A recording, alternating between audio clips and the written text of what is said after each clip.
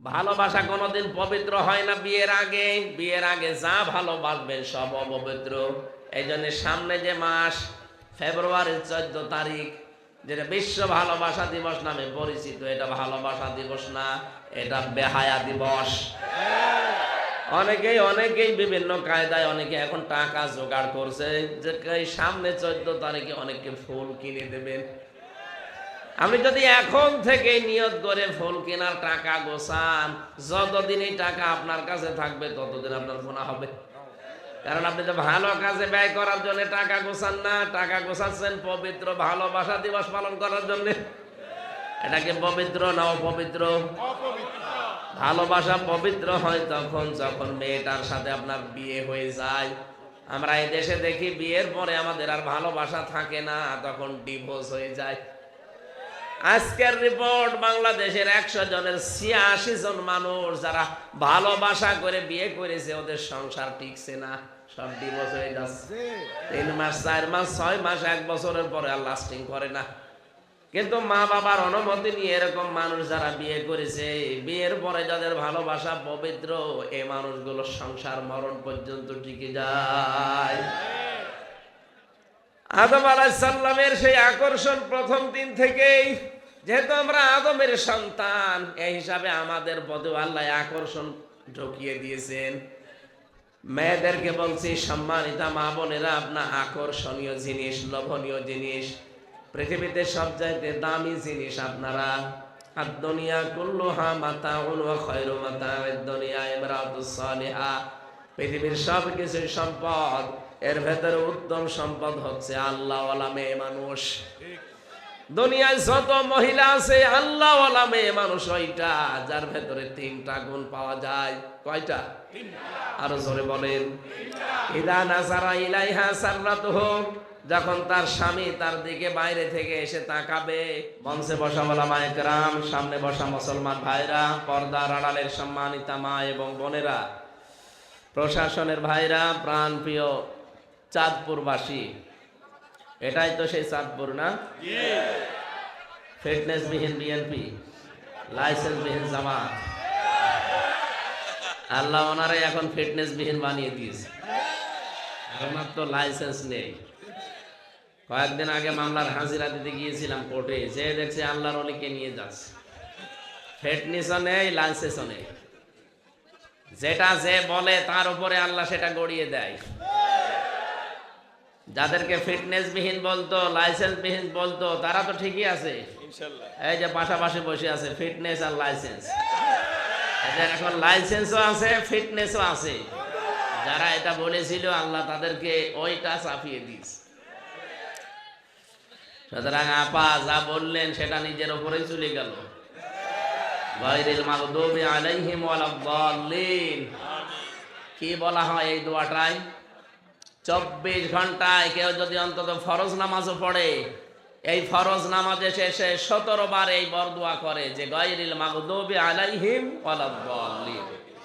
আল্লাহ তুমি অভিশাপ নাযিল করো যে মানুষগুলো এই পৃথিবীতে অভিশপ্ত, এবং যারা 2 নম্বরে যারা পথভ্রষ্ট, এদের পথে তুমি আমাদেরকে চালাবে না। এই দোয়াটা প্রতিদিন 17 বার করে আল্লাহর কাছে আমরা কম বেশি ফরজ নামাজ পড়লেও করি। কি বলা হয় এটা জানেন? যারা সত্যকে সত্য জানার পরে স্বীকার করে নিতে চায় না, ওদের তাওরাতে, ওদের ইনজিলে আমাদের নবীর নাম 1000 বারের উপরে ছিল, কিন্তু ওরা সত্যকে সত্য জানার পরে হিংসা করে, অহংকার করে মানে নাই। এই জন্য পৃথিবীতে যারা সত্যকে সত্য জানার পরে মানে না, তাদের উপরে আল্লাহর অভিশাপ, অথবা তারা পথভ্রষ্ট। আমরা অনেকেই কিন্তু এই লাইনে এখন আছি, সত্যকে জানার পরও অনেকে মানতে চায় না, হয় হিংসা করে, হয় অহংকার করে। আমাদের এই দোয়া আবার আমাদের বিপক্ষে যেন কাজে না লাগে। কি কথা বলেন আপনি? আল্লাহ আমাদেরকে বোঝার এবং আমল করার, কাজ করার তৌফিক দাও, বলেন আমিন। কোরআন শুনতে এসেছেন যারা আজকের এই ময়দানে, এটা কিন্তু শুধু মুসলমানদের আয়োজন না, হাদা বায়ানুল লিন্নাস, মানুষের জন্য আজকের আয়োজন। মানুষ পদবাচ্য আমরা যারা বিবেচিত, সবার জন্য আজকের আয়োজন, নাকি? আপনি হিন্দু ধর্মের অনেক মানুষ আছে এখানে, অন্যান্য ধর্মাবলম্বী যারা আছেন তাদেরকে আমি আশ্বস্ত করছি, এদেশে যদি কোরআনে কারিম, এই দেশে যদি কোরআনে কারিম কায়েম হয়, এই 53-54 বছরে আপনারা যা ছিলেন তার চাইতে 100 গুণ শান্তিতে থাকবেন। কারণ আমি যদি মাহফুজ ভাইয়ের মাথায় একটা লাঠি দিয়ে বাড়ি দেয়, আমার একটা গুনাহ হবে, আর হিন্দুর মাথায় বাড়ি দিলে আমার ডবল গুনাহ হবে। একদিকে আমার জুলুমের গুনাহ, দুই দিকে এসে একটা আমার আমানত ছিল এই দেশে। 96% মুসলমানের দেশে অন্য ধর্মের যারা আছে তারা আমাদের কাছে কি আমানত। সুতরাং একদিকে জুলুম করার গুনাহ হবে, তার উপর যদি জুলুম অত্যাচার করেন, 2 নম্বরে আমানতের খেয়ানতের গুনাহ হবে। আমরা যেন সাবধান থাকি এই বিষয়টায়। আজ বহু হিন্দু ভাই এটা বুঝতেছে যে 53 বছরে অন্তত আল্লাহর বিধান এদেশে না থাকার কারণে আমরা নির্যাতিত, আমরা জুলুমের শিকার হয়েছি। গতকালকের একজন হিন্দুর বক্তব্য শুনলাম, তিনি জানাচ্ছে খুলনাতে, তিনি বলছে দেশে যদি আল্লাহর বিধান কায়েম হয় আমরা সবচাইতে বেশি নিরাপত্তা পাবো। তারা আমাদের কোরআনের কথা 100% বিশ্বাস করতে পারছে, কিন্তু আমরা মুসলিম, আমাদের ছোটবেলায় খাতনা করা আছে, এরপরও আমরা বিশ্বাস করতে অনেকে পারি না। দল মত নির্বিশেষে কোরআনকে তার জায়গা মতো পাঠিয়ে দেওয়ার চিন্তায় থাকা লাগবে আপনাকে। আল্লাহ যেন এই চিন্তা ভাবনা নিয়ে সামনে আমাদের কাজ করার তৌফিক দেন। ওয়ালাকাদ কাররামনা বানি আদম, সূরা বানি ইসরাইলের 70 নম্বর আয়াত প্রথম অংশে আছে। আল্লাহ বলেন আমি বনি আদম সন্তানকে সম্মান দিয়েছি, অথচ সবচাইতে বেশি অসম্মান করা হয়েছে এই 15.5 বছরে মানুষকে। কথা বলেন।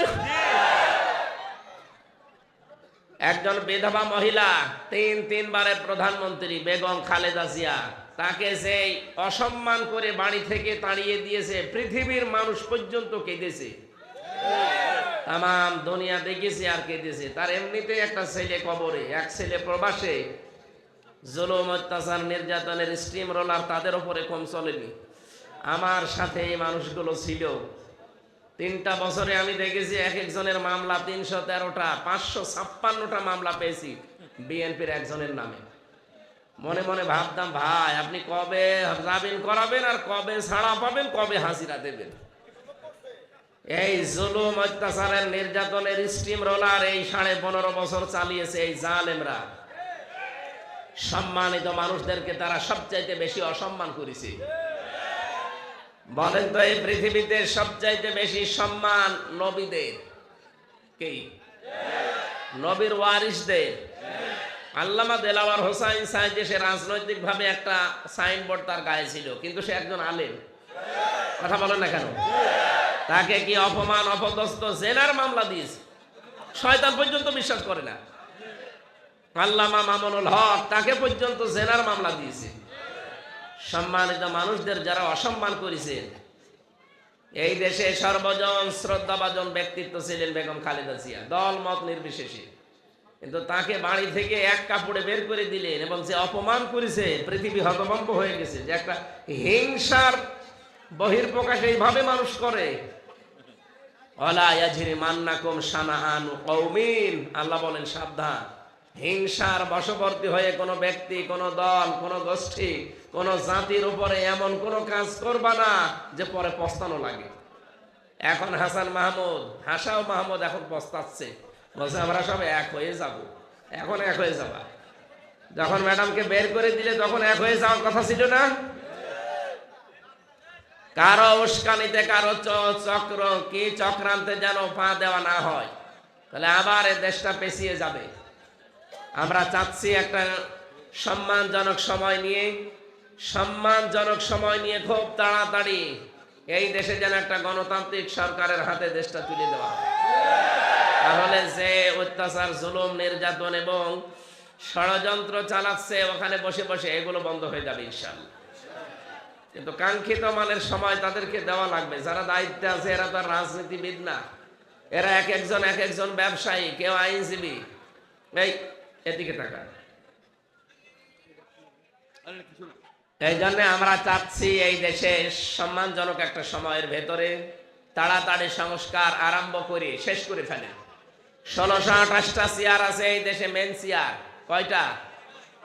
এগুলো সব জালেমরা বসেছিল, আর জালেমদের দোসররা। তাড়াতাড়ি এদেরকে বিদায় করেন, এখানে বৈষম্যের শিকার যারা ছিল এই মানুষগুলোকে এখানে নিয়ে এসে বসান। কথা বলেন না কেন? সংস্কার না হয়ে যদি আবার নির্বাচন হয়, এদেশে আবার ওই দিনের ভোট রাতে হবে, আবার 154 জন ডিক্লিয়ার হয়ে যাবে, আমরা টেরও পাবো না।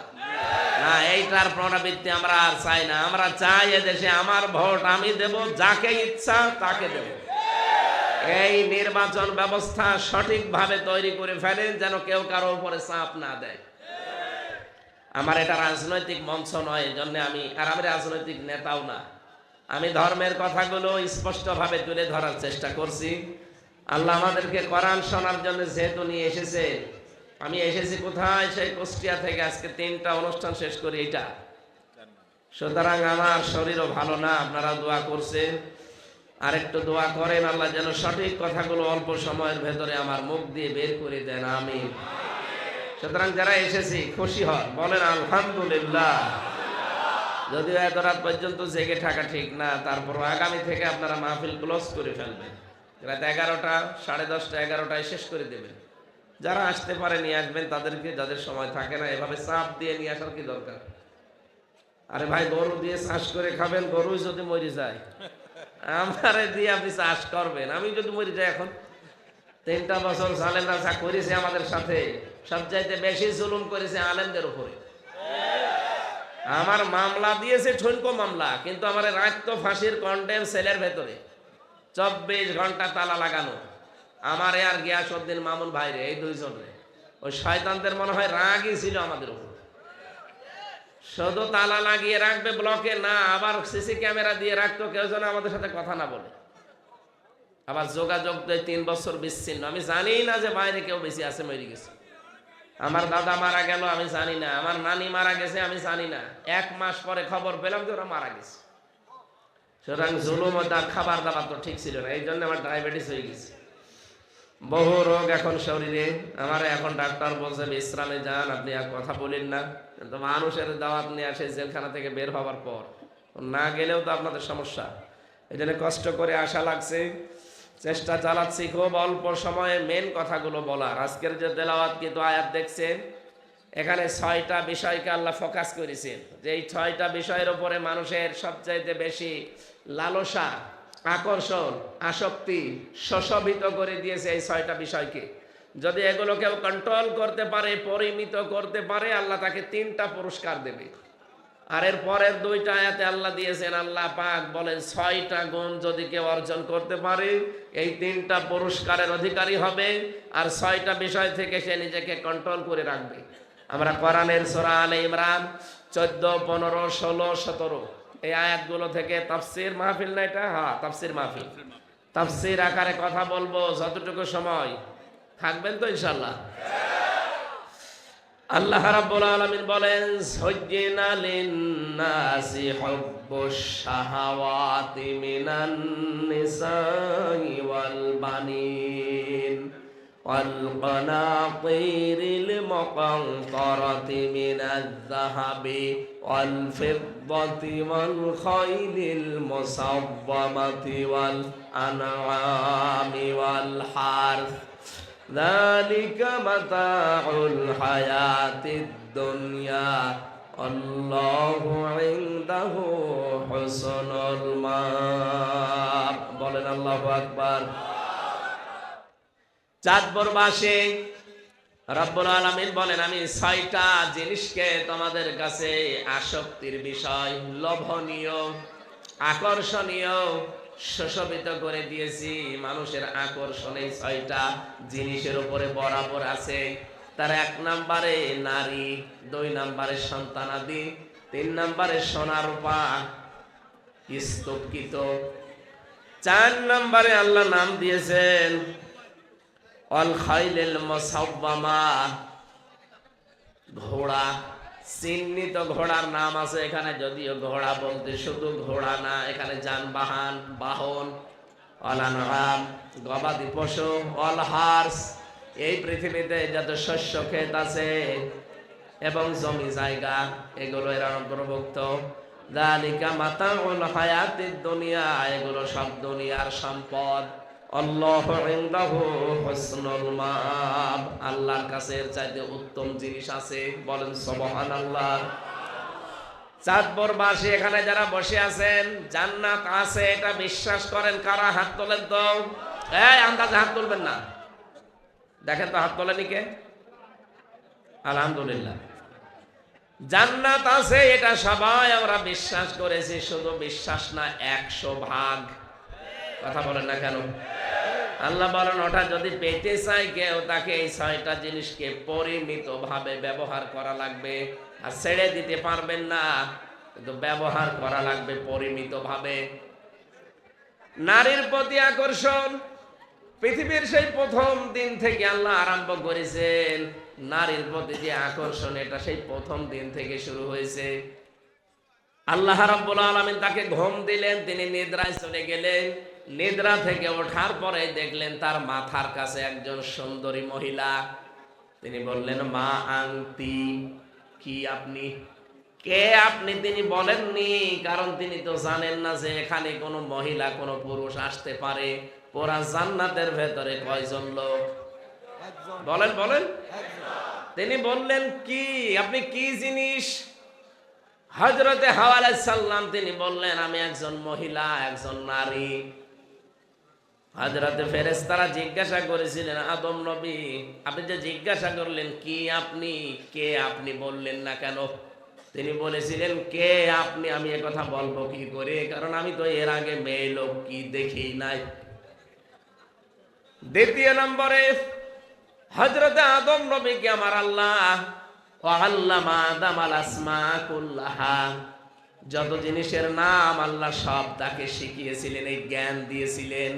তার জ্ঞানের উপরে ভিত্তি করে হযরতে আদম নবী ডাক দিয়ে বললেন, তার নাম আমি জিজ্ঞাসা করেছিলাম প্রথমে যে কি জিনিস আপনি, আপনার নাম কি? সে তখন আমাকে জানিয়েছে আমার নাম হাওয়া। কি নাম? হাওয়া মানে জীবন্ত। যেহেতু একটা জীবন্ত মানুষ থেকে বের করে আল্লাহ তাকে একটা জীবন্ত জিনিস বানিয়েছে, এই জন্য তার নাম হাওয়া। জান্নাতের ভেতরে হাওয়াকে দেখার পরে তিনি তাকিয়েছিলেন এবং নাম জিজ্ঞাসা করার পরেই ধরতে গেলেন। আল্লাহ বলেন না, ধরাও যাবে না, তাকানো যাবে না। হযরতে আদম নবী বললেন, আল্লাহ ধরা যাবে, তাকানো যাবে কি করলে? সেই কথা বলেন। রাব্বুল আলামিন বলেন, একটা কায়দা আছে যে বিয়ে করা লাগবে, তাহলে ধরাও যাবে, তাকানো যাবে। তার মানে বিয়ের আগে কোন বেগানা মহিলার দিকে তাকানো যাবে না, ধরা তো যাবেই না। যারা আজ বলেন যে পবিত্র ভালোবাসা, পবিত্র প্রেম, ভান্ডামে কোনো জায়গা পান না। বিয়ের আগে প্রেম পবিত্র হয় কি করে? অত অপবিত্র প্রেম। এক কথা বলেন না কেন?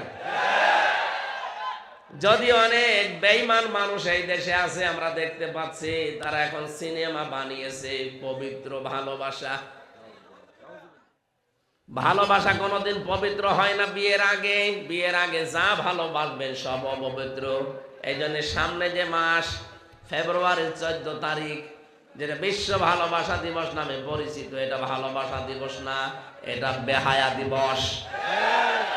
অনেকেই বিভিন্ন কায়দায় অনেকে এখন টাকা জোগাড় করছে যে সামনে 14 তারিখে অনেকে ফুল কিনে দেবেন। আপনি যদি এখন থেকে নিয়ত করে ফুল কেনার টাকা গোছান, যতদিন এই টাকা আপনার কাছে থাকবে ততদিন আপনার গুনাহ হবে। কারণ আপনি তো ভালো কাজে ব্যয় করার জন্য টাকা গোছান না, টাকা গোছাচ্ছেন পবিত্র ভালোবাসা দিবস পালন করার জন্য। এটাকে পবিত্র না অপবিত্র? ভালোবাসা পবিত্র হয় তখন যখন মেয়েটার সাথে আপনার বিয়ে হয়ে যায়। আমরা এই দেশে দেখি বিয়ের পরে আমাদের আর ভালোবাসা থাকে না, তখন ডিভোর্স হয়ে যায়।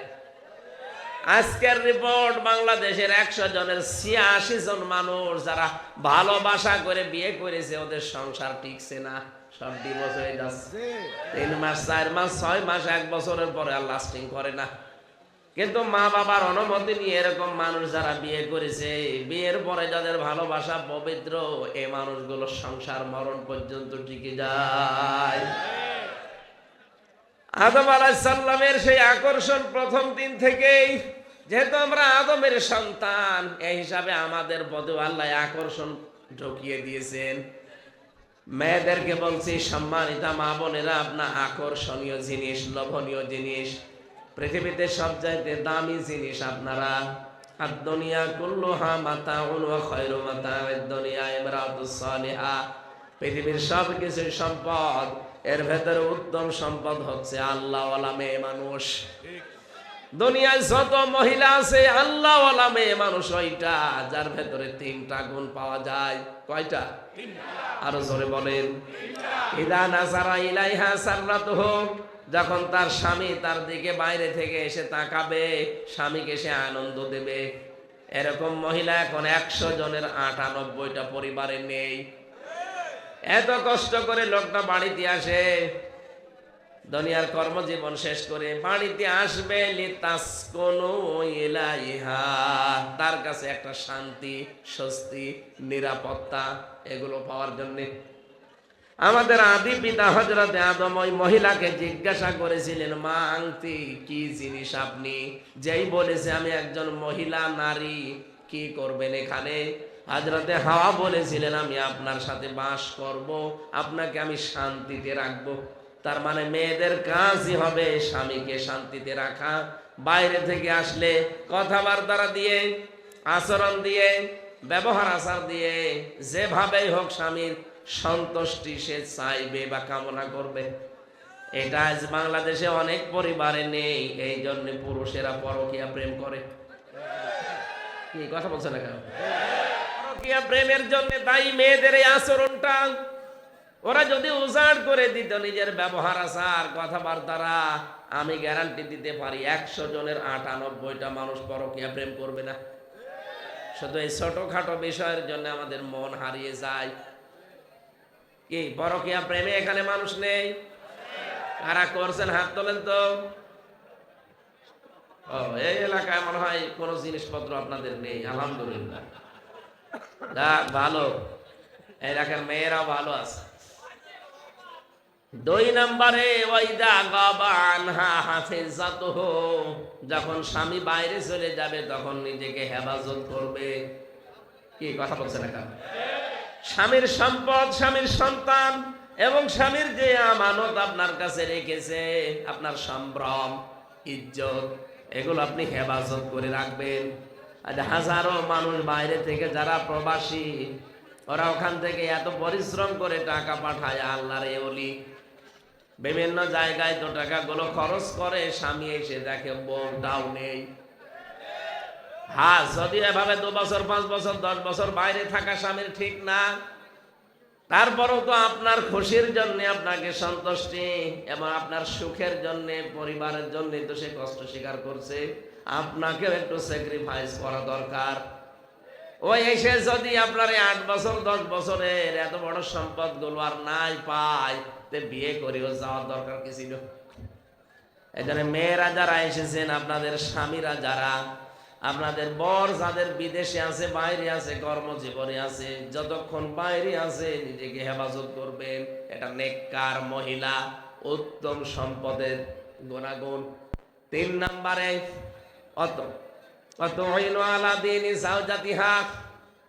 স্বামী যদি দিনের কাজে থাকে, স্বামী যদি মানবতার কোন কল্যাণে থাকে, তাহলে আপনি পেছনে থেকে তাকে সাহায্য করবেন, সময় দেবেন, উদ্বুদ্ধ করবেন। মেয়েরা এসেছে? ও, মেয়েদের মাহফিল এখানে হয় না? না, আশপাশে মেয়েরা আছে না? মাইকের আওয়াজ যদি শুনতে পান, মেয়েরা কান খাড়া করে শোনে। খাদিজাতুল কুবরা রাদিয়াল্লাহু তাআলা আনহা জীবনে 1 ওয়াক্ত নামাজ পড়েননি, একটা রোজা রাখেননি জীবনে, একটা টাকা যাকাত দেননি, একবারও তিনি জীবনে হজ করেননি, কিন্তু জান্নাতে আল্লাহ ঘর বানিয়ে তার জন্য পাঠিয়ে দিয়েছেন। আমি পুরা জীবনে তার পড়ে একটাই বিষয় পেয়েছি, কোনদিন তিনি নামাজ পড়লেন না, রোজা রাখলেন না, হজ করলেন না, যাকাত দিলেন না। কারণ কি? কারণ এগুলো সব বিধান নাজিল হয়েছে তার ইন্তেকালের পরে, এই জন্য তিনি করতে পারেননি। একটা কাজ করেছিলেন, সারা জীবন তিনি স্বামীর পেছনে ব্যয় করেছিলেন। তার সন্তান সম্পদ সব স্বামীর পায়ে দিয়েছিলেন, স্বামীকে সাহায্য করতেন। স্বামী যতক্ষণ বাইরে থাকতো তিনি আরামে ঘুমাতেন না, দরজার সাথে পেট লাগিয়ে ঘুমিয়ে পড়তেন, তাও আরামের বিছানায় যেতেন না। আল্লাহ এত বেশি খুশি হয়েছিলেন এই কাজগুলোতে। একজন মহিলার জন্য আল্লাহ ঘর বানিয়ে পাঠিয়েছেন, আর একজন মহিলা আল্লাহর কাছে ঘর কামনা করেছিলেন, হযরতে আসিয়া। একজন স্বামীর অত্যাচারে অত্যাচারিত হওয়ার পর বলেছিলেন, আল্লাহ একটা ঘর আমার জন্য বানাও। ইয ক্বালাত রাব্বি ইবনিলি ইনদাকা বাইতান ফিল জান্নাহ। হে আল্লাহ, তুমি আমার স্বামীর এই অত্যাচার দেখে রাগ করো না, আমার স্বামীর উপরে তুমি অত্যাচার করো না, তার উপরে তুমি গজব দিও না। তুমি আমার জন্য জান্নাতে একটা ঘর তৈরি করো যেখানে বসে তোমারে দেখা যায়। এই মহিলা স্বামীর অত্যাচারে অত্যাচারিত হওয়ার পরে ঘর চেয়েছিলেন জান্নাতে। আর এই মহিলা খাদিজাতুল কুবরা, ইনি হযরতে রাসূলের সেবা করে, তার পেছনে সাহায্য করে আল্লাহ নিজে ঘর বানিয়ে তার জন্য পাঠিয়েছে। এই জন্য এখনো যদি কোনো মহিলা সাহায্য করে স্বামীকে, তার নিজের জীবন দিয়ে, সম্পদ দিয়ে, সময় দিয়ে উদ্বুদ্ধ করে, তার পাশে থাকে, কিয়ামতে হয়তো খাদিজাতুল কুবরার সাথে পাশাপাশি ওই মহিলা জান্নাতে যেতে পারবে। অনেক মেয়েরা দেখে শুধু নামাজ পড়ে, রোজা রাখে আর কালো বোরকা পরে, মনে হয় যে ও জান্নাতে চলে গেছে। না, স্বামীর সাথে আপনার ব্যবহার ভালো হওয়া লাগবে। কথা বলে না কেন? কত মহিলাকে আমি বলতে শুনেছি, এলাকায় সবাই আমারে ভালো বলে, শুধু খোকার বাপ আমারে দেখতে পারে না। আরে সবাই তো ভালো বলা দরকার, কি ভালো বলা লাগবে এই লোকটা, বলেন? এই লোকটা যদি তোকে ভালো বলে তাহলে তুই ভালো। কোন মহিলা যদি মারা যায়, স্বামী যদি বলে না সত্যি আমার বউ কিন্তু সত্যি ভালো ছিল, আল্লাহ পাকের নবী বলেন আল্লাহ তাকে মাফ করে জান্নাতে দিয়ে দেবে। এখানে যারা আমি সহ স্বামী আছে, এই এদিকে তাকান, যারা স্বামী আছে আপনি মন থেকে বলেন তো, বউ যাদের আছে, আপনার বউ কি আপনার কাছে 100 ভাগ মনোপুত? 100 ভাগ স্ত্রীর উপরে খুশি আছেন? কারা কারা হাত তোলেন তো? আন্দাজ হাত তুলেন না, ক্যামেরা ওইদিকে, এই জন্য হাত তুলছেন না। আপনার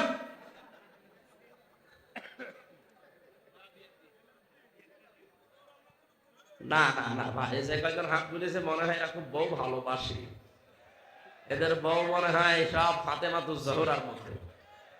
আল্লাহ যেন কবুল করেন, আর আমার ডেটটাও যেন এরকম বানিয়ে দেয়। নারীর প্রতি মহব্বত, আকর্ষণ, ভালোবাসা প্রথম দিন থেকে যেহেতু এসেছে, বিশ্ব নবী বলেন আমার কাছে 3টা জিনিস খুব প্রিয়। একটা নারী, তার মানে নারী বলতে এখানে নিজের বউ। নবীজি বলেন আমার স্ত্রী আমার কাছে ভালো লাগে, অন্যেরটা না। কিন্তু আমাদের চরিত্র পুরা উল্টা, মহিলা ভালো লাগে, বউ ভালো লাগে, নিজেরটা বাদ দিয়ে অন্যেরটা। এরকম মানুষ নেই দেশে? যারা এই যে ভাবির সাথে লাইন করে আছেন, প্রতিবেশীর স্ত্রীর সাথে লাইন করে আছেন, বিশেষ করে বিবাহিত কোন মহিলার সাথে যাদের লাইন আছে, জীবনে তো সেই পুরুষ না ছেড়ে দিলে, তালাক না দিলে আপনি বিয়ে করতে পারবেন না। পারবেন? আর কোনদিন তাকে না পাওয়ার জন্য আপনি আফসোস করে মরবেন। এই জন্য এরকম লাইন যাদের আছে তাদের নাম্বার গুলো ডিলিট করে দেন। বিশেষ করে প্রতিবেশীর স্ত্রীর সাথে, ভাবির সাথে, আর বিবাহিত মেয়েদের সাথে যাদেরই আছে এই মুহূর্তে নাম্বার ডিলিট করা লাগবে। যাদের আছে এক্ষুনি করেন। জীবনে তাকে বিয়ে করতে পারবে না যতদিন তার স্বামী ছেড়ে না দেয়। যদিও শয়তান এই জায়গায় বেশি অ্যাটাক করে। এক কথা বলেন না কেন? এরকম মানুষ নেই যে ভাবির সাথে লাইন চালিয়ে যাচ্ছে? আছে মানে কারা আছেন সাহস করে হাত তোলেন তো। না, এই এলাকায় অনেক সচেতন মানুষ আলহামদুলিল্লাহ, আর আমার মনে হয় এলাকায় এসব নেইও। আপনি এটা ছেড়ে দেন ভাই, আল্লাহর রাস্তায় ছেড়ে দেন। পারবেন না, জীবন ওর স্বামী না ছাড়লে আপনি বিয়ে করতে পারবেন না। 2 নম্বরে তাকে না পাওয়ার জন্য একটা ধুইকে ধুইকে মরবেন, একটা কষ্ট। যারা এরকম লাইনে আছেন এই মুহূর্তে ছেড়ে দেন তো কাজটা।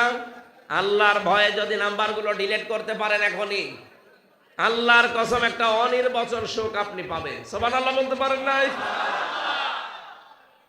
নবীজি বলেন 2 নম্বরে আমার কাছে সুগন্ধি ভালো লাগে, আর আমাদের কাছে সুগন্ধির পরিবর্তে অনেকের দুর্গন্ধ ভালো লাগে।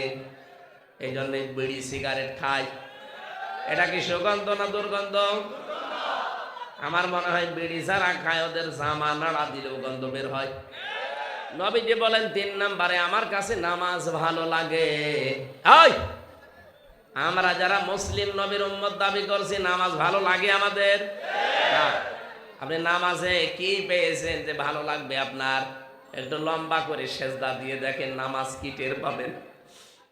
আরে ভাই, আমি আমার বাস্তব ওয়াজ করছি, জেলখানায় আমরা 3টা বছর লম্বা সেজদা যা দিয়েছি ওইগুলোতে আমরা আনন্দ পেয়েছি। আমি বহু আলেমকে দেখতাম রাতের বেলা 2:30 3টায় উঠে এক সেজদায় 2 রাকাত নামাজ, এক সেজদায় 40-45 মিনিট কাটিয়ে দিয়েছে। কি বলে ও জানের ওর আলাদা। আপনি তো 1.5 মিনিট 2 মিনিটের বেশি সেজদা দেন না, একটু লম্বা করে দিয়ে দেখেন, একটা আলাদা সুখ পাবেন। আজকে থেকে আরম্ভ করবেন, নফল নামাজগুলো একটু লম্বা করবেন।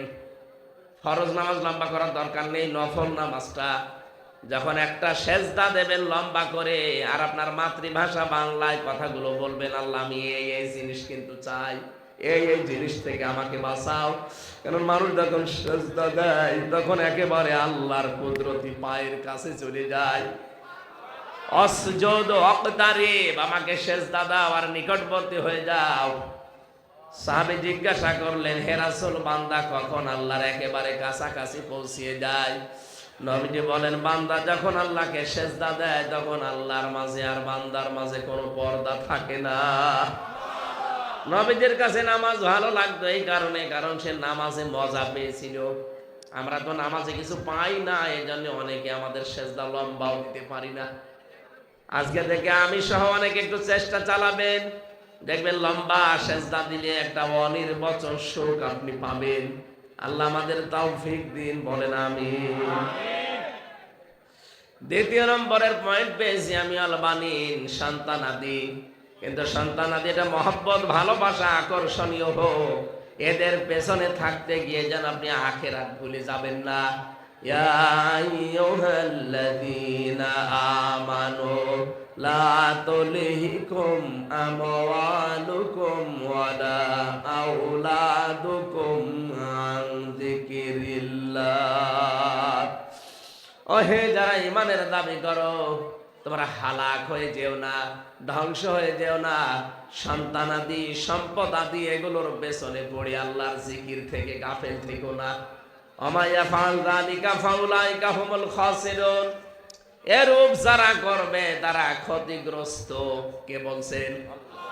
এই জন্য আমাদের উচিত হবে সন্তানাদি, ছেলে মেয়ে এগুলো আকর্ষণীয়, কিন্তু এদেরকে সুখে রাখতে গিয়ে যেন হারাম কোনো পথে আমরা পা না বাড়াই। কথা বলেন না কেন? আরে ভাই, এই পৃথিবীতে যার জন্য আপনি যা করে যাচ্ছেন, ওকে সুখে রাখার জন্য আপনি অবৈধ ইনকাম করলেন, হারাম পথে পা বাড়ালেন, গোনা হয়েছে আপনার। কোনদিন আপনি ছেলেকে মেয়েকে বলতে পারবেন যে গোনার ভাগ তোমাদের নেওয়া লাগবে না? বললেও তারা নেবে না। বলেন, আপনি বাস্তবের দিকে খেয়াল করেন। আমাকে যদি কেউ ডাক দেয় যে হুজুর আমার বাবার জন্য দোয়া করে দেন, আমার দাদার জন্য দোয়া করে দেন, ওই লোকটা কিন্তু আর কোনোদিন এ কথা আমাকে বলে না যে আমার পর দাদার জন্য দোয়া করেন। বলে সর্বোচ্চ নিকটবর্তী আমরা বাবা মারা গেছে, এরপরে দাদা গেছে, এ পর্যন্ত। তার মানে যত নিকটবর্তী তাদের এরপরে উপরের কথা আমাদের আর মনে থাকে না। এই যে আমার দাদা মারা গেছে জেলখানায় থাকতে, তার বাবার নাম নমাজ আলী, আমার দাদা জাহান আলী, আমার বাবা রিয়াজউদ্দিন। এই 3 পুরুষের পরে আমি আর চিনি না। সত্যি কথা বলছি, আমি আর চিনি না। এখন যদি নমাজ আলীর বাবা মাত্র 61 বছর আগে মরে গেছে, ওই লোকটা যদি এখন কুষ্টিয়ায় এসে বলে যে এই 2 তলা বাড়ি আমার, এই ভিটা আমি বানিয়েছিলাম, এখানে আমি থাকবো, পরে থাকতে দেব? আরো দরকার হয় দাঁত মুখ খুলে বাড়ি থেকে তাড়িয়ে দেব। দাঁত মুখ খুলে দেব এই কারণে না জানি আবার এলাকার লোকজনকে নিয়ে বিচার বসায় কিনা, যেগুলো আমার ছিল। মাত্র 61 বছর আগে মরে গেছে, এখন আসলে যদি আমার বাড়িতে উঠতে না পারে, আমিও যদি এখন মারা যাই 50 বছর পরে ফিরে আসলে আমার ওই বাড়িতে আর উঠতে দেবে না। আপনি কার জন্য করবেন? এই জন্য আল্লাহ দিয়েছেন লা তুলহিকুম, ধ্বংস হয়ে যেও না সন্তানাদি সম্পদাদির পেছনে পড়ে আন জিকিরিল্লাহ, আল্লাহর জিকির। আল্লাহর এখানে জিকির মানে আল্লাহর আইন, আল্লাহর আইন থেকে আল্লাহর কোরআন থেকে মুখ ফিরিয়ে গাফেল হয়ে থাকবা না। হ্যাঁ, দুনিয়া যতটুকু দরকার ও পর্যন্ত নিতে পারো, বেশি হয়ে গেলেও ঝামেলা, কম হলেও ঝামেলা। আমার যাই যে আমার হাতাটা এ পর্যন্ত ঠিক আছে না? এখন যদি আমি এ পর্যন্ত বানাই, দেখতেও খারাপ লাগবে, মানুষও বলবে ওর মাথার তার কাটা আছে। কথা বলছে না কেন? আবার যদি এটা এ পর্যন্ত হয়, মানুষ আমার দিকে তাকিয়ে হাসবে যে পাগল নাকি। তাহলে যে পর্যন্ত দরকার আমি ঠিক সে পর্যন্ত দিয়েছি। দুনিয়া আমাদের দরকার, যতটুকু দরকার অতটুকু করেন। এই সালমান এফ রহমান 36,000 কোটি টাকা মারিং কাটিং করেছিল। কি বললে এত টাকা লাগবে আপনার? বলেন তো কেন এত টাকা আপনার লাগবে? আপনার কি 14 ঘন্টা ছেলে মেয়ে আছে? এত পয়সা এত টাকা কামাই করে কি করলেন আপনি? এখন তো আমার মতো ফলরে শুয়ে থাকা লাগে। এখন এমনই জেলখানায় আছে। আমি কয়েকদিন আগে তো ওখানে ছিলাম, কারারক্ষী। সেদিন গাজীপুর গিয়েছিলাম মাহফিলে। আমার বলছে যে কালামানিক যেটা আছে, কালামানিক নাম শোনেননি? বিচারপতি কালো মানিক। ও আর এই সালমান এফ রহমান, এই দরবেশ, এই দুইটাকে আমরা পাশাপাশি রেখে দিয়েছি। হুজুর আপনি যেখানে ছিলেন ওরা ওই জায়গায় আছে, ভালো করে রাখবেন শয়তানদের। আমাদের যেভাবে কড়াকড়ি করতেন ওদের ওইভাবে করবেন। 24 ঘন্টা দরকারে তালা লাগিয়ে রাখবেন, খাবার দেবেন না। শয়তানরা কি করে দেখেন, কারণ ওরা আমাদেরকে দেখে টিপ্পনি কাটতো আদালতে। আমার মাথায় দড়ি দিয়ে, যখন হাতে হ্যান্ডকাপ দিয়ে, তখন পায়ে ডান্ডা বেড়ি দিয়ে আদালতে তুলতো ওই শয়তানরা। সালমান এফ রহমানকে আমি নিজে দেখেছি, আমার দিকে তাকিয়ে চোখ টিপ দিত আর বলতো কেমন লাগছে। এখন আমি যা দেখি আপনাদের নিয়ে যায়, আমরাও বলি যে কেমন লাগে। মানুষের বিপদ আপদ দেখে, দুঃখ কষ্ট দেখে যদিও আনন্দ পাওয়া ঠিক না, ওরা যেহেতু আনন্দ পেয়েছিল এই জন্য আমারও আনন্দ লাগে। আমি মন থেকে আনন্দ করতে চাচ্ছি না। আপনাদের এই জেলার ওই মহিলা বলেছিল না, ফিটনেস বিহীন বিএনপি, লাইসেন্স বিহীন জামাত। আল্লাহ পোড়ামরে লাইসেন্স এবং ফিটনেস দুইটাই কেড়ে নিয়েছে। চেহারা দেখলেই মনে হয় কত চিন্তার ছাপ চেহারার ভেতরে, আর লাইসেন্স তো নেই। লাইসেন্স বাতিল করে দিয়েছে না?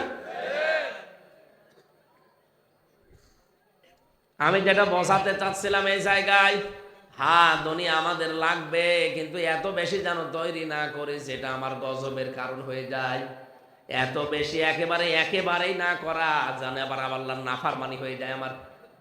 মানে একেবারেই দরকার নেই না এমন না, একেবারে বেশিও না করা, মাঝখানে থাকা লাগবে, তাহলে শুকরিয়া আদায় করতে পারবেন। সম্পদ বেশি হয়ে গেলে মানুষকে আল্লাহ তখন ছাড় দিয়ে দেয়। ওই লোকটা তখন দেখা যায় বাস্তবে এমন এমন গোনার কাজে আঞ্জাম দেয় যে টাকা পয়সা না থাকলে যেটা পারতো না। এক কথা বলে না, টাকা পয়সা হয়ে গেলে শেষে দেখা যাচ্ছে অনেকে হোটেলে রাত কাটায়। এরকম দেশে মানুষ নেই? টাকা না থাকলে তো হোটেলে রাত কাটাতে পারতো না। আবার একেবারেই কিছু নেই, শেষে আকাশের চাঁদ দেখলেই মনে করে রুটি। একটা কবিতা আছে না, আকাশের চাল জানো, চাঁদ জানো, ঝলসানো রুটি। গরিব মানুষের কাছে তখন ওইটাই তার খোদা হয়ে যায়। এই জন্য একেবার থাকা লাগবে না। দুনিয়া যতটুকু দরকার আমরা প্রত্যেকে যেন অতটুকু রাখতে পারি, কারণ এটা আকর্ষণীয়। এটা কি? সোনা রূপাকে যারা এক জায়গায় করে রাখে, যারা বাহন, এ বাহনের ভেতরে আমার যে গাড়িটা, এই গাড়ি থেকে শুরু করে পৃথিবীর প্রত্যেকটি বাহন, উড়োজাহাজ পর্যন্ত এর ভেতরে অন্তর্ভুক্ত। এরপরে আলানামি আলহার, গবাদি পশু পাখি এবং শস্য ক্ষেত, জমি জায়গা। অনেকের ধান্দায় থাকে শুধু জমি কিনবো। এই এলাকায় নেই? খেয়ে থাকুক আর না খেয়ে থাকুক, ওর ধান্দায় শুধু জমি কিনবো। ওর ছেলে মেয়ে এত করে নিষেধ করে যে বাবা আর লাগবে না, আর কত, তারপর ওর ধান্দা ওইটা। আমি কি বেশি বললাম? আল্লাহ বলেন যালিকা মাতাউল হায়াতিদ দুনিয়া, এগুলো দুনিয়ার সম্পদ। মাতাউন বলা হয় ওই জিনিসকে যেটা ভোগ করা হয়ে গেছে। এই যে মেয়েরা যখন রান্নাঘর মোছে কি দিয়ে? ন্যাকড়া দিয়ে। কি দিয়ে? এটাকে মাতা বলা হয়। এটা ভোগ করা, ব্যবহার করা হয়ে গেছে, ও জন্ম শীর্ণ শেষ, ও দিয়ার পরবর্তীতে কোনো কাজে লাগাতে পারবেন না। আল্লাহ বলেন দুনিয়ার জিনিস এই 6টা জিনিস আমি ভোগ করার জন্য দিলাম, তোমরা কিন্তু ভোগ অলরেডি অনেকে করে ফেলেছো, কিন্তু এগুলো পরিমিত যদি করতে পারো তোমাদের 3টা পুরস্কারের ঘোষণা দিলাম। 1 নম্বরের পুরস্কার কুলাউ নাব্বিয়ুকুম বিখায়রিম মিন যালিকুম লিল্লাযীনা তাকাউ ইনদা রাব্বিহিম জান্নাত। ওই 6টা জিনিসের যদি ব্যবহার পরিমিত করতে পারো, কন্ট্রোল করতে পারো, 1 নম্বরে পুরস্কার দেব আমি জান্নাত। নাম কি? তাজরি মিন তাহতিহাল আনহার, খালিদিনা ফিহা, চিরকাল সেখানে থাকবে, যার তলদেশ দিয়ে নদী আর নহর প্রবাহমান থাকবে। ওয়াজওয়াজুম মুতাহহারা, পবিত্র স্ত্রী তাদেরকে দেওয়া হবে। ওয়ারিদওয়ানুম মিনাল্লাহ, 3 নম্বরে আল্লাহ নিজে রাজি হয়ে যাবে। এটা সবচেয়ে বড় পুরস্কার। আমি যদি এই ভাইয়ের বাড়িতে যাই, উনি মেহমান আমাকে পেয়ে যদি কথাই না বলে, সালাম কালাম না দেয়, শুধু খাবারের বাটি এভাবে আমার দিকে নিক্ষেপ করে, নে খা খা, আমার ভালো লাগবে? আর আসতে বলেন। আল্লাহ বলেন এই মানুষগুলো যেহেতু আমার মেহমান, এদেরকে আমি জান্নাতে ঢোকানোর পরে, উত্তম স্ত্রীগুলো দেওয়ার পর, নয়ন জোড়ানো বউ এদেরকে দেওয়ার পরে শেষে বলবো যা তোদের উপরে রাজি হয়ে গেলাম। অরিদওয়ানুম মিনাল্লাহ, আল্লাহ তুমি জীবনে কিছু দাও আর না দাও, এইটা যেন আমাদের জীবনে দিও যে তুমি রাজি হয়ে গেছো। আল্লাহু বাসীরুম বিল ইবাদ, আল্লাহ বলেন আমি সূক্ষ্মদর্শী। বান্দা বান্দি যারা আছো এটা কিন্তু 100 ভাগ বিশ্বাস করো যে আমি কিন্তু দেখতে পাচ্ছি। আল্লাযীনা ইয়াকুলুনা রাব্বানা, এবার 6টা গুণ তোদের ভেতরে লাগবে। এই 3টা পুরস্কার যদি অর্জন করতে চাস, আর ওই 6টা কাজকে যদি কন্ট্রোল করতে পারিস, কয়টা? 6টা। বলেন বলেন। 1 নম্বরে রব্বানা ইন্নানা আমান্না ফাগফির লানা যুনুবানা ওয়া কিনা আযাবান্নার। তারা বলবে রব্বুল আলামিন আমরা ঈমান এনেছি আপনার প্রতি, আমাদেরকে আপনি মাফ করে দেন। তার মানে দুনিয়ায় আমরা যারা ঈমানদার দাবি করব, প্রথম গুণ হওয়া লাগবে আমাদের এই যে আমরা মাফ চাবো। কার কাছে? আল্লাহর কাছে। নাকি দরবারে, মাজারে, পীরের কাছে? মাফ চাওয়ার জায়গা কোনটা? দরবারে ইলাহি। ওমা ইয়াগফিরুয যুনুবা ইল্লাল্লাহ, আল্লাহ ছাড়া মাফ আর কেউ করতে পারে না। এখান থেকে একটা মাসলা বের হয়, আপনি যার কাছে অপরাধ করবেন কিয়ামতের দিন কিন্তু আল্লাহ তার থেকে আপনার এই ব্যবস্থাটা করে নেবে। দুনিয়াতে যদি আপনি তার কাছে মাফ চাইতে না পারেন, কিয়ামতে ওইটা আল্লাহ ব্যবস্থা করবে। দুনিয়াতে কারো যদি একটা থাপ্পড় দিয়ে থাকেন, এই পৃথিবীতে এই থাপ্পড়টা সে ঘুরিয়ে দেয়নি। কাউকে মিথ্যা মামলা দিয়েছেন, মিথ্যা সাক্ষী দিয়েছেন, তার জীবনটা নষ্ট করলেন, এখন দুনিয়াতে এটাতে ঘরত দেননি, কিয়ামতের দিন আল্লাহ পাক ওইটা ঘরত নেবে। ওকে বলবে আজকের এই ময়দানে তো মিথ্যা মামলা দেওয়ার কারবার নেই, তুই কাজ কর, তোর ওই যে নেকি আছে নেকিটা ওরে দিয়ে দে, ওর গোনাটো তোর ঘাড়ে নিয়ে নে। আমার তো এই হাদিসটা পড়ার পরে মনে হয় বাংলাদেশে অনেকেই ধরা খাবে। কথা বলেন না কেন? বিশেষ করে এই 15.5 বছরে যারা জুলুম, নির্যাতন, অত্যাচার, মিথ্যা মামলা, মিথ্যা সাক্ষী দিয়ে অনেকের জীবন নষ্ট করে দিলেন, অনেকেই কিন্তু মাফ চাওয়ার মতো সময়ও পাচ্ছেন না, কারণ অনেকে মরে গেছে। মাফ চাবেন কি করে? তার মানে কিয়ামতে আপনি 100 ভাগ ধরা খাবেন। যেই লোকটা শহীদ হয়ে গেল, শহীদ আল্লামা দেলাওয়ার হোসাইন সাইদি, শহীদ মাওলানা মতিয়ার রহমান নিজামী, যে দোষ দিয়ে তাদেরকে বিদায় করে দিলেন, ওরা যদি এই অপরাধী না হয়, কিয়ামতের দিন ওদের গোনা যা আছে সব আপনার কাঁধে তুলে দেবে, আর আপনার 2-1টা সওয়াবের কাজ থাকলে ওদের কাঁধে আল্লাহ তুলে দেবে। আপনার মতো অসহায় মানুষ ওই ময়দানে আর কেউ হবে না। এরকম অনেকের কপালে আছে না নেই? আমি তো দেখতে পাচ্ছি অনেকের জীবনে মিলে যাচ্ছে। আকিনা আযাবান নার, মাবুদ তুমি আমাদেরকে আযাব জাহান্নামের আগুন থেকে বাঁচাও। ও বাংলার মানুষেরা, জাহান্নামের আগুন থেকে বাঁচার উপায় আছে কয়টা? একটা। কয়টা? বলেন বলেন। আমি কি বানিয়ে বলছি? জাহান্নাম থেকে বাঁচতে হলে কাজ করা লাগবে মাত্র একটা। হালাদুল্লুকুম আলা তিজারাতিন তুমজিকুম মিন আযাবিন আলীম। আমি কি তোমাদেরকে একটা দালালাত করব, ব্যবসার দালালাত ইঙ্গিত দেব, বলে দেব, সন্তান দেব, যেটা করলে জাহান্নামের আগুনে যাওয়া লাগবে না।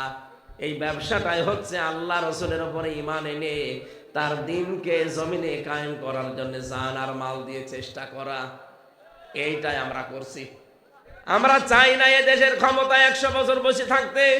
আমরা শুধু এইটাই চাই যে 56,000 বর্গ মাইল আল্লাহর এই কোরআন দিয়ে যেন চলছে, এটা দেখতে পারি। হ্যাঁ, কথা বলেন না কেন? এটা যদি কেউ বলেন এটা আপনাদের রাজনীতি, হ্যাঁ এটাই আমাদের রাজনীতি। কেউ যদি বলে এটা আপনার ধর্ম ব্যবসা, হ্যাঁ এটাই আমার ধর্ম ব্যবসা। আমার জীবনের টার্গেট এইটা যে কি করে এটা দেখা যায় যে চলছে। আল্লাহ বলেন আস-সাবিরিন, তারা ধৈর্যশীল হবে। এজন্য এখন অনেকেই কিন্তু মাথা খারাপ করে যা বলছে, কথা বলা যাবে না, ধৈর্য ধারণ করা লাগবে। বিশেষ করে আজ অনেকের মাথা খারাপ হয়ে গেছে, ইসলামের দিকে মানুষ ঝুঁকছে এই দেখে। সবার না কিছু রাম আর বামের। বলেন, যারা ধৈর্য ধারণ করার সময় এখনই। ধৈর্য ধারণ করে ওভারকাম করা লাগবে কি করে? এরপরে দিয়েছেন সাদিকিন, সত্যের উপরে টিকে থাকা লাগবে, সত্যবাদী হওয়া লাগবে। অল কানিতিন, অল মুনফিকিন, অল মুস্তাগফিরিনা বিল আসহার। এই মানুষগুলো নম্র হবে, বিনয়ী হবে, তারা খরচ করবে এবং শেষ রাতে তারা আল্লাহর কাছে ধর্ণা দেবে। শেষ রাত এখন আরম্ভ হয়ে গেছে, রাত 1টা বাজে। রব্বুল আলামিনের কাছে জীবনের অপরাধগুলো নিয়ে ক্ষমা চাবেন আর বলবেন, আল্লাহ আমার দুনিয়ার জীবনটা তুমি সঠিক করে দাও, বিশাল আখিরাত যেন আমি আল্লাহ তোমার এই হুকুম মানি এবং ভুলে না যাই। বলেন আমিন। আল্লাহুম্মা আমিন। লা ইলাহা ইল্লা আনতা সুবহানাকা ইন্নী কুনতু মিনাজ জালিমিন।